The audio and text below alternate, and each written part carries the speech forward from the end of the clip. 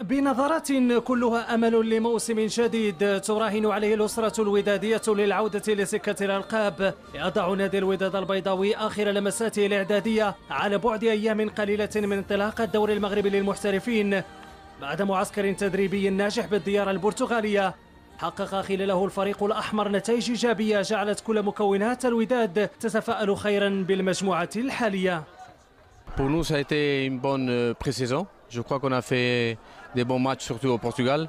Maintenant, on est en train de voir la fin de la pré-saison pour savoir à quels joueurs vont commencer le vendredi, parce que c'est important pour nous de gagner le vendredi. الحمد لله دازت واحد الاستفاده اللي صراحه استفدوا منها اللاعبين بحكم ان تلاقينا مع فرق يعني في المستوى، يعني الحمد لله درنا نتائج اللي عطاتنا واحد المورال مزيان. الحمد لله ان شاء الله نديروا واحد المقابلات ان شاء الله اللي تخلينا نبينوا على فريق الوداد اللي مستعد ان شاء الله.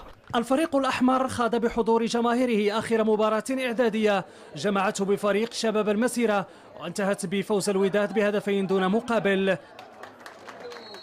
المقابلة كانت فرصة للمدرب الويلزي توشاك للوقوف على مدى جاهزية بعض الأسماء للمباراة التي ستجمع مساء يوم الجمعة فريق الوداد بالنادي القنيطري برسم الدورة الأولى من البطولة الوطنية.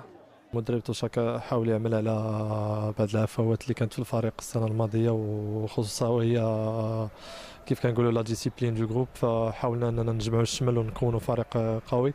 فنتمنوا ان شاء الله هذه السنه نرجعوا للفريق الهيبه ديالو. نتمنوا ان شاء الله ان الجمهور ان شاء الله ديال فريق الوداد انه يرجع للملعب محمد خامس ابتداء من يوم الجمعه ان شاء الله، ويساند الفريق ديالو من الدقائق الاولى حتى الدقيقه 90. وكان الوداد البيضاوي دخل سوق الانتقالات الصيفية بقوة بجلب اسماء متمرسة واخرى شابة يراهن عليها للمنافسة على الألقاب، مقدمتها كمال الشافني، صلاح الدين السعيدي، ابراهيم النقاش، ياسين الكردي، بلال الأصوفي وعبد اللطيف نصير بقيادة مدرب جديد بمواصفات عالمية.